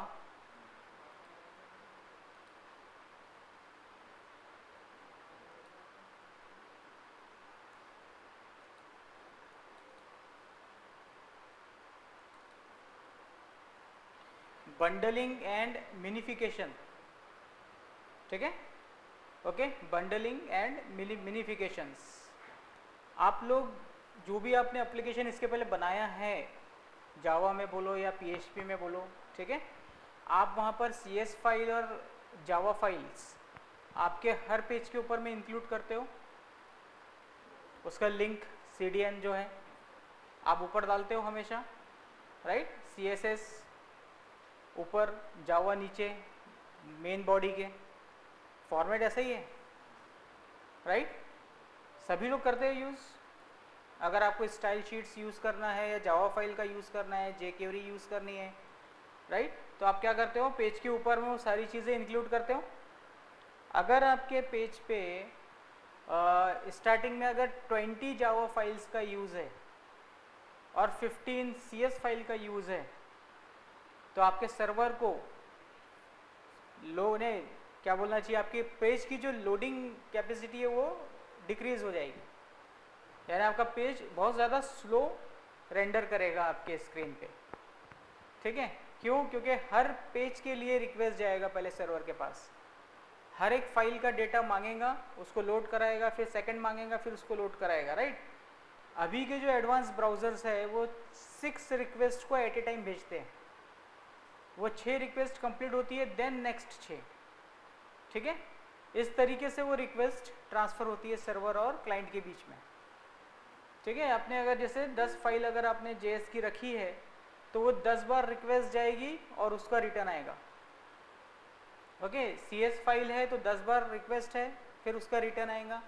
ये सब होने के बाद में फिर आपका मेन पेज का टाइम आता है, सब कुछ बनने के बाद, राइट, ओके। तो यहाँ पर अब आपका पेज का कोड भी बहुत ज़्यादा लेंदी हो जाएगा, फिर पेज बहुत ज़्यादा हेवी हो जाएगा, बल्कि हो जाएगा, राइट, ओके। कई बार क्या होता है कि हम लोग CS फाइल बनाते हैं, 2-2, 3-3 लाइन का गैप छोड़ छोड़ के उसके क्लासेस बना लेते हैं, एंटर मार मार के, ठीक है, ओके। तो इसकी वजह से भी आपका कोड जो है वो बहुत ज़्यादा यानी लोड बना देता है आपके ब्राउज़र पे, ठीक है, क्योंकि उसकी फ़ाइल का साइज़ बढ़ जाता है उस केस में।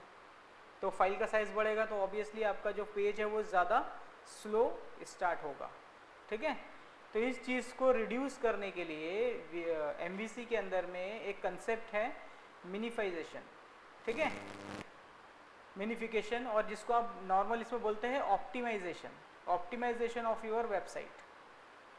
ये क्या करेगा ऑप्टिमाइजेशन, आपके जितने भी स्पेसेस है पेज के ऊपर में वो सबको रिड्यूस कर देगा। पहली चीज़, आपकी एक्स्ट्रा अननेसेसरी कोड जो है उसको रिड्यूस कर देगा पूरा, जो भी आपने कमेंट करके रखा होगा वो सब लोड नहीं करवाएगा, तो उससे ऑब्वियसली आपका टाइम बचेगा, ठीक है, ओके। आपका डिले टाइम बचेगा, पेज जल्दी लोड होगा, राइट, ठीक। और बंडलिंग मतलब 10 CS फाइल 10 बार हिट हो रहा था सर्वर को, यहाँ पर मैंने एक ही बार सर्वर को हिट किया और एक ही बार में पूरे 10 के 10 फाइल मांग लिए, दैट्स कॉल्ड बंडलिंग। बंडल, एक ही बंडल में पूरी चीज़ें आ गई मेरे पास, क्लियर, राइट। 10 पेपर्स में मांगने जा रहा हूँ तो 1 बाय 1 जाके एक पेपर लेकर आ रहा हूँ। अगर 10 का बंडल मैंने एक साथ मांग लिया तो वही काम ये होता है, बंडलिंग, ठीक है। बंडलिंग मतलब एक साथ सारे के सारे रिक्वायर्ड फाइल्स को ले लेना सर्वर से, ठीक है, ओके। और मिनिफिकेशन मतलब ऑप्टिमाइजेशन ऑफ योर प्रोजेक्ट, ठीक है। देखिए कैसे जनरली वही सब है जो मैंने आपको बताया है पूरा, ठीक है। यहाँ पे क्या होता है, आप जब भी किसी फाइल का रिक्वेस्ट करते हो, JS फाइल है या कुछ है, तो पहले रिक्वेस्ट जाती है उस पर्टिकुलर फाइल की, देन वो फाइल रिटर्न आती है, फिर जावा 2 के लिए जाएगा, फिर जावा 2 रिटर्न आएगा। ये कन्वेंशनल वे है, यानी एक ट्रेडिशनल वे है, राइट। नॉर्मली इस तरीके से आपका पेज काम करता है, ठीक, ओके। लेकिन यहाँ पे अगर आप बंडलिंग का यूज़ करते हो, ठीक है, तो क्या होगा, एक ही रिक्वेस्ट आपने बोला JS बंडल चाहिए, तो ये क्या करेगा, JS के अंदर में आपने जितने फाइल्स बंडल बना के रखे हैं वो पूरे के पूरे फाइल्स एक ही साथ में रिटर्न, पूरे के पूरे एक साथ लोड करा देगा। तो यहाँ पे आपका स्पीड बढ़ेगा, क्लियर, राइट। ये कंसेप्ट समझ के रखो पूरा, राइट। बंडलिंग मतलब इस तरीके से, राइट। और ये कहाँ पे आपको मिलता है आपके प्रोजेक्ट में वो मैं आपको बताता हूँ, थोड़ा सा स्टडी करेंगे इसको। एक प्रोजेक्ट स्टार्ट करेंगे,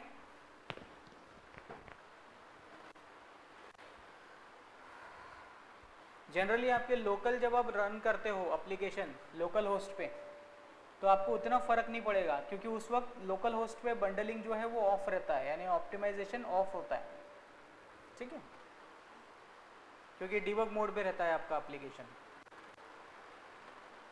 यहाँ पे एक प्रोजेक्ट आप स्टार्ट करेंगे, टेम्पलेट पे देख लेते हैं, वहाँ पे सब कुछ बन के आता है, उसी में मैं आपको एक्सप्लेन कर देता हूँ इसको।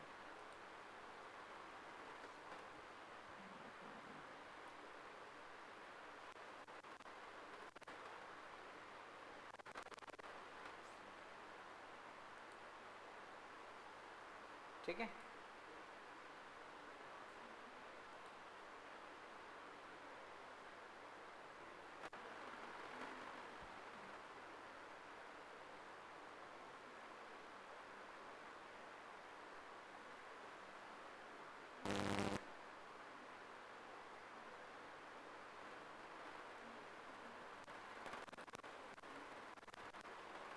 देखिए आपका प्रोजेक्ट है, ठीक, यहाँ पे स्टार्ट फाइल के साथ में देखिए एक और फाइल यहाँ पे ऐड हो गई है अभी। एक फाइल अगर ऐड नहीं है तो आपको बनानी पड़ेगी। क्या नाम से बनाएंगे? बंडल कॉन्फ़िग, ठीक है।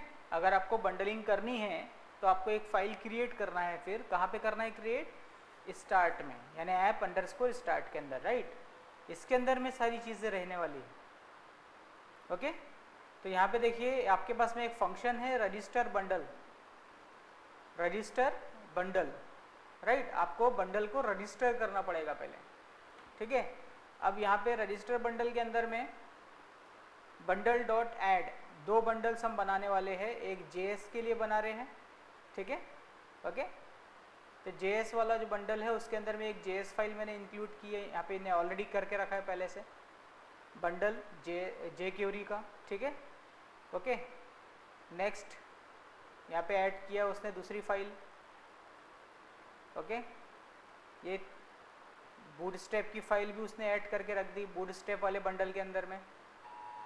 फिर से आया, अब क्या आया? सबको बजा गया?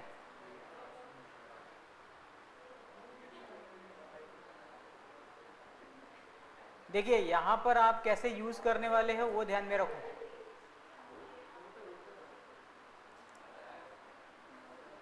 चलिए इधर ध्यान दो, इधर ध्यान दो। Bundles dot add, right. Bundles में आपको क्या करना है? ऐड करनी है चीज़ें, ठीक है। उसके अंदर में स्क्रिप्ट बंडल, अगर आप स्क्रिप्टिंग का बंडल बना रहे हैं तो स्क्रिप्ट बंडल, ठीक है, स्क्रिप्ट बंडल। और अगर आप सीएसएस फाइल के लिए बंडल बना रहे हैं तो क्या लिखेंगे? स्टाइल बंडल, ठीक है। स्क्रिप्ट बंडल, उसके अंदर में बंडल का नाम देंगे, कौन सा बंडल है, ठीक है। ओके, फिर डॉट इंक्लूड, इंक्लूड के अंदर में आप वन बाय वन एक एक फाइल भी डाल सकते हो और कॉमा सेपरेट करके वहीं की वहीं भी आप दे सकते हो चीज़ें, ठीक है। ओके, तो ये आपका बूटस्ट्रैप यानी बूटस्ट्रैप का बंडल है जिसके अंदर में बूटस्ट्रैप डॉट जेएस फाइल उसने ऐड किया हुआ है, ठीक है। ये सीएस वाला बंडल है जिसके अंदर में सीएस फाइल ऐड किया हुआ है, राइट। ओके, तो यहाँ पर इसने बंडलिंग का यूज़ किया है, ठीक है। आपके पास में हो सकता है कि और भी आपके पास फाइल्स रहे, तो आप यहाँ पे इस तरीके से उसके पाथ को डिफाइन करेंगे कि वो फाइल कहाँ पे है। जैसे यहाँ पे स्क्रिप्ट के अंदर है तो ये फाइल यहाँ पे स्क्रिप्ट के अंदर है बूटस्ट्रैप डॉट जेएस, ठीक, राइट।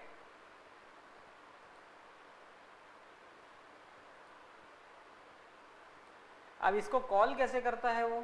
जब भी आपका प्रोजेक्ट स्टार्ट होता है तो सबसे पहले ग्लोबल डॉट ASX पेज आपका स्टार्ट होता है, राइट। तो ये क्या करता है?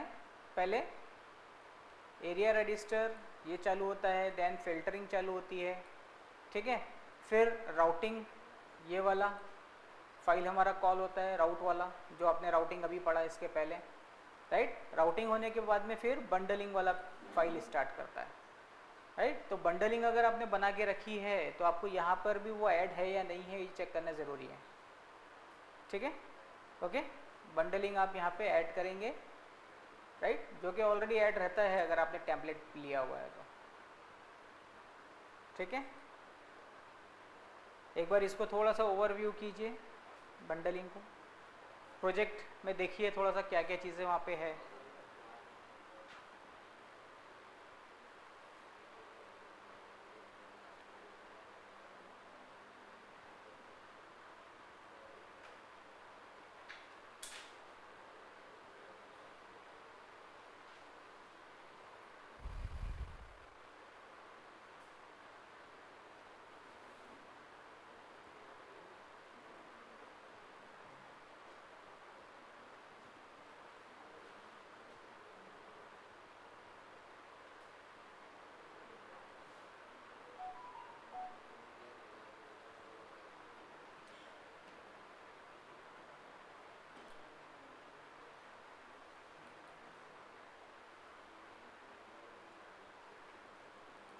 देखिए आपको लोकल में अगर बंडलिंग को स्टार्ट करना है, राइट, तो आप क्या करेंगे,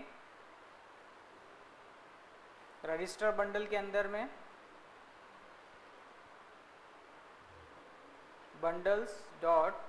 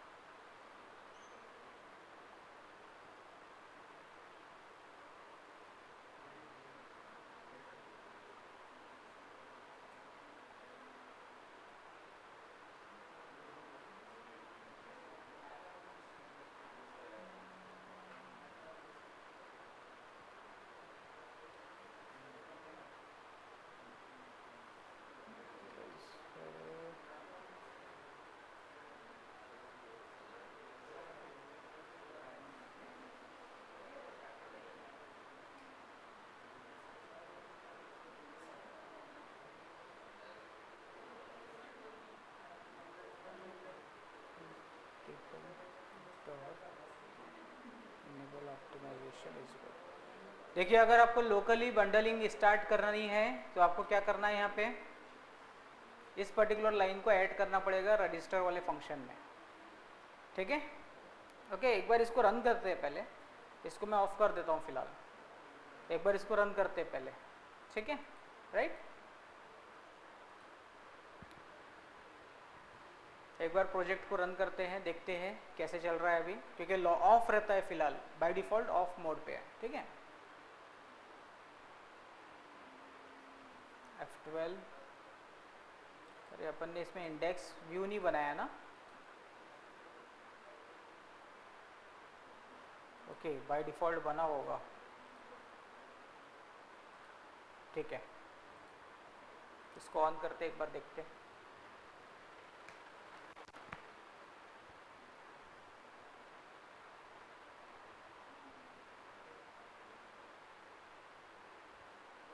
नेक्स्ट इसमें ऑथराइजेशन यानी सिक्योरिटी पार्ट थोड़ा सा देखेंगे एंड देन एपीआई, ओके। देखिए अभी इसको F12 करते हैं,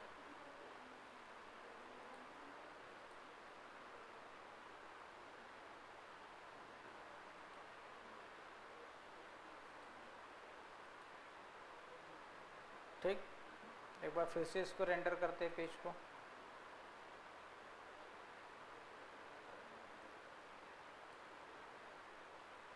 अब यहाँ पे देखिए सिंगल सिंगल फाइल ही है, राइट, ओके, लेकिन ये एक एक बार जारी है, ठीक है।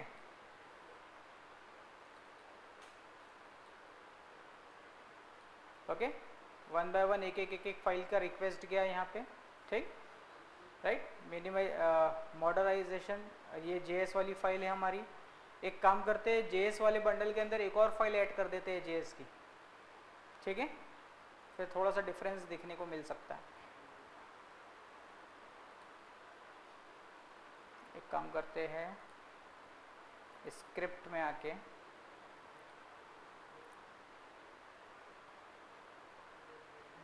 या फिर है ना जेएस जावा स्क्रिप्ट में, इसी के अंदर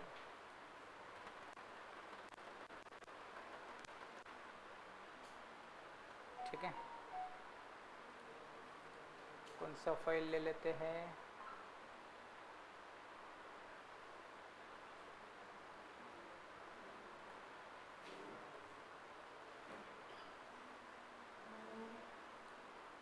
जावास्क्रिप्ट फाइल J1, ठीक, ओके। यहाँ पे आके डॉक्यूमेंट डॉट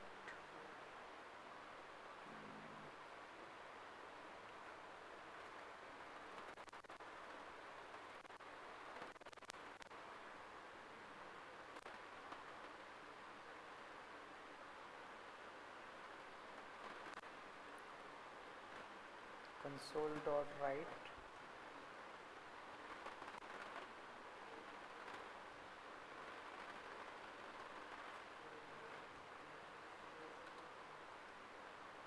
हेलो J1, ठीक है, ओके। ये फाइल के इस पे कंसोल पे हमने कुछ लिख दिया, राइट। और यहाँ पे आके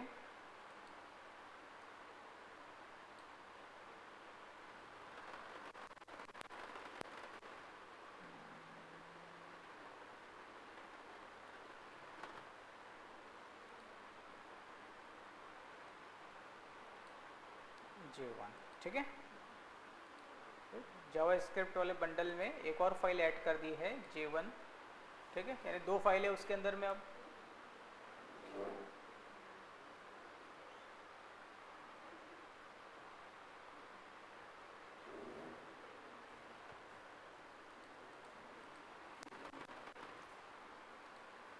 वो फिर से इंस्पेक्ट करते हैं,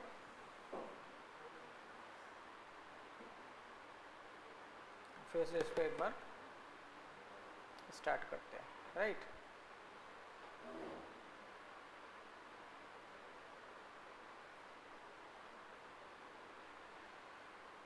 देखिए यहाँ पे आपका J1 अलग से लोड हुआ है, ठीक है, ओके। और जावास्क्रिप्ट के लिए अलग गया है, ठीक है। अभी एक काम करते हैं, इसी का एक और कॉपी बना लेते हैं J1 का, कॉपी पेस्ट J2, ठीक है, ये J2, ठीक है, J2 कॉल, राइट। और इसको फिर से रन करते हैं क्लियर करने के लिए चीज़ें, ठीक है। मल्टीपल फाइल्स की रिक्वेस्ट जारी है अपनी 1 बाय 1, ठीक।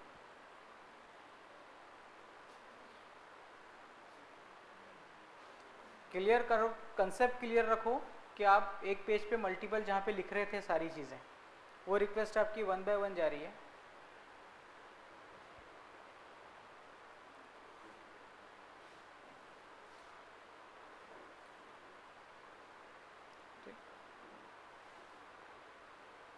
J2 अभी लोड नहीं किया ना इसने, ओके।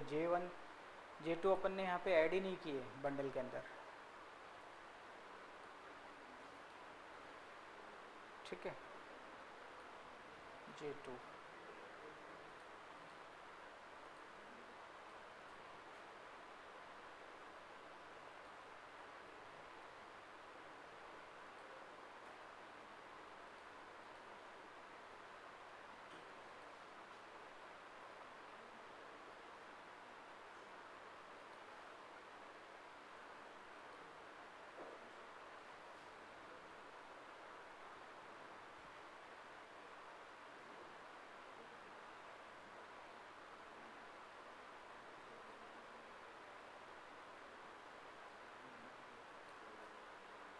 देखिए फर्स्ट टाइम में उसने जो रिक्वेस्ट लेकर गया था, नेक्स्ट टाइम में रिक्वेस्ट नहीं आई, राइट, ओके। कंसोल पे चलते हैं, थोड़ा सा देखते हैं कंसोल में।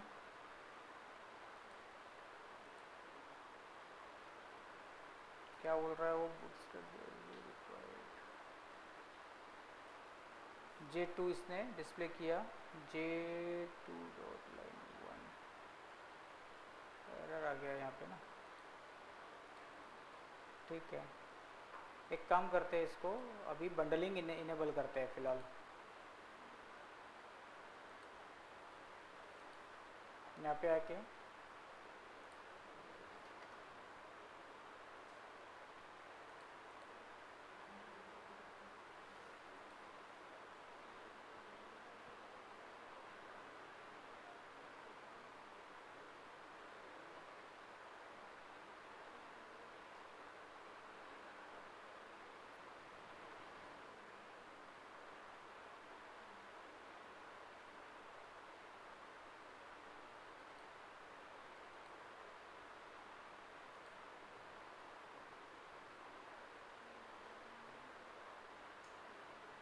देखिए अभी यहाँ पे J1 या J2 करके फाइल नहीं आई, यहाँ पे क्या आया आपका बंडल का नाम, राइट, यहाँ पे आपका बंडल का नाम आया है। यहाँ पे J1 J2 एक सेपरेट फाइल्स के नाम नहीं आए, राइट। यहाँ पे क्या आया, बंडल का नाम आया है डायरेक्ट कि जे क्यूरी वाला बंडल उसने हिट किया, ठीक है, ओके। तो जे क्यूरी वाले बंडल में जो भी चीज़ें रहेगी वो सारी चीज़ें लोड हो जाएगी, ओके। हमने जे क्यूरी वाले बंडल में 1 बाय 1 3 चीज़ें डाली थी, तो वो तीनों चीज़ें लेकर आएगा एक ही हिट में, राइट। वहाँ पर अगर आप इसको एम्प्टी प्रोजेक्ट से अगर ये चीज़ें बनाते हो तो आपको ज़्यादा अच्छे से क्लियर होगा कि number of files 1 by 1 call हो रही है, ओके। यहाँ पे ये ध्यान में रखो कि अभी अपन ने बंडलिंग इनेबल किया तो ये बंडलिंग में एक ही टाइम पे इसने सब कुछ लेकर आया है। यहाँ पे बंडल का नाम जाता है, सिंगल रिक्वेस्ट जा रही है और वहाँ से मल्टीपल चीज़ें आएगी, ठीक है, ओके। और लोडिंग भी थोड़ी सी फास्ट हो गई है लास्ट केस से। ये जब आप सर्वर साइड पे डालते हो पेजेस और जब लोड करते हो क्लाइंट साइड से कहीं और से, तब वो चीज़ें ज़्यादा अच्छे से क्लियर होती हैं। 1 या 2 लाइन का कोड है तो उससे फ़र्क नहीं पड़ता। फर्स्ट टाइम में थोड़ा सा लोडिंग स्लो था, अभी फास्ट हुआ लोडिंग, राइट, पेज जल्दी डिस्प्ले हुआ एज़ कम्पेयर टू प्रीवियस, ठीक है, ओके। क्योंकि यहाँ पे अभी बंडलिंग इनेबल किया आपने, ऑप्टिमाइजेशन इनेबल किया है, राइट। अब ये ऑप्टिमाइजेशन आप अपने प्रोजेक्ट में लाएंगे कहाँ से? अगर एम्प्टी प्रोजेक्ट लेते हैं, ओके, तो ऑप्टिमाइजेशन आपको कहाँ मिलेगा? ऑप्टिमाइजेशन आपको एम्प्टी प्रोजेक्ट में मिलेगा नेट गेट पैकेजेस में। यहाँ पे आके आपको लिखना पड़ेगा ASP.NET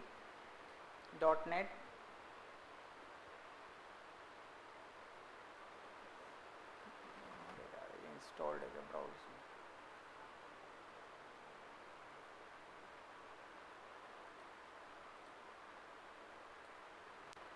डॉट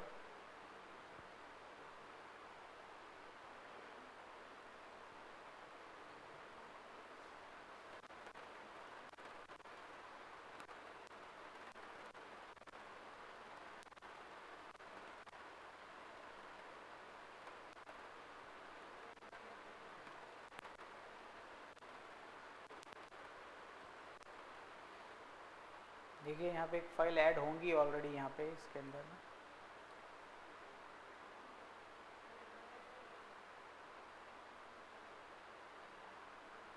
ये ठीक है, वेब डॉट ऑप्टिमाइजेशन, ठीक है, ये फाइल ऑलरेडी यहाँ पे ऐड है, राइट। लेकिन आपको इसके थ्रू ऐड करवाना है अगर आपके प्रोजेक्ट में ऐड नहीं है तो, राइट, तब जाके आपको बंडलिंग वाली क्लास यूज़ करने के लिए मिलेगा, राइट। बंडलिंग क्लास किसके अंदर में रहेगी? ऑप्टिमाइजेशन वाले DLL के अंदर, ठीक है।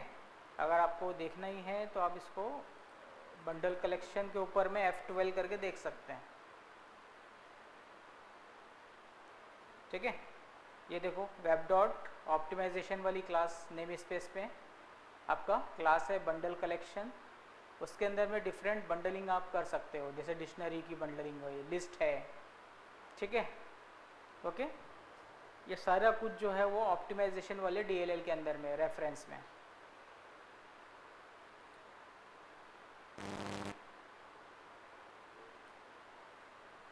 कंसेप्ट क्लियर हुआ बंडलिंग का? सिंगल फाइल के प्लेस पे आप उसका बंडल पूरा बना के रख सकते हो, ठीक है।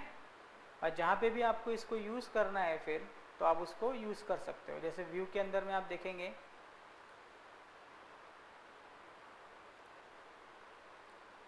लेआउट वाला पेज है, ठीक है, ओके।